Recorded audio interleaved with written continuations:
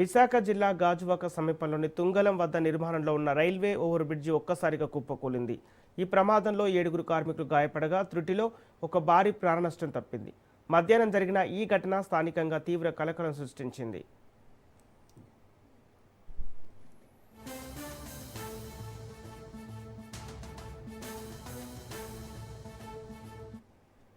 తుంగలం దగ్గర గత కొంతకాలంగా రైల్వే బ్రిడ్జి నిర్మాణ పనులు జోరుగా సాగుతున్నాయి. 3-4 పిల్లర్ల మధ్య డక్టింగ్ పనులు జరుగుతుండగా ఆ భారీ నిర్మాణం ఒక్కసారిగా కుప్పకూలి కింద పడిపోయింది.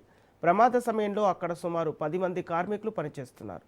ఈ ఘటనలో 7 కార్మికులకు తీవ్ర గాయాలు కాగా వారిని వెంటనే చికిత్స నిమిత్తం సమీపంలోని ఆసుపత్రికి తరలించారు.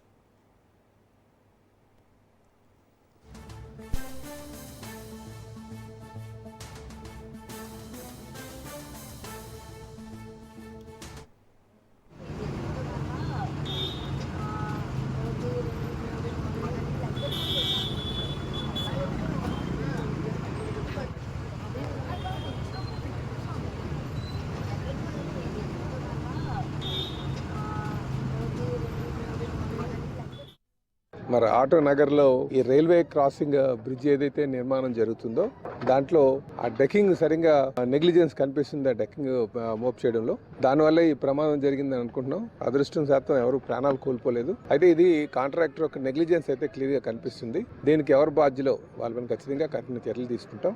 పనిచేస్తున్నారు. అందులో 7 ఇంజూరీ అయింది. వెంటనే తక్షణం హాస్పిటల్ తరలించడం జరిగింది. 3 పరిస్థితి కొంచెం సివియర్ గా జరిగింది.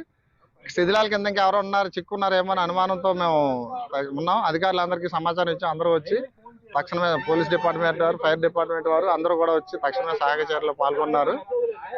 ఎప్పుడైనా సరే గవర్నమెంట్ వారు నిర్మించే నిర్మాణాలు కాంట్రాక్టర్లు నాణ్యత ప్రమాణాలు పాటించి ప్రజలకు ఎటువంటి ప్రమాదాలు జరగకుండా నాణ్యత ప్రమాణాలు పాటించి చక్కగా కట్టాలని కోరుకుంటున్నాను ఈ సందర్భంగా.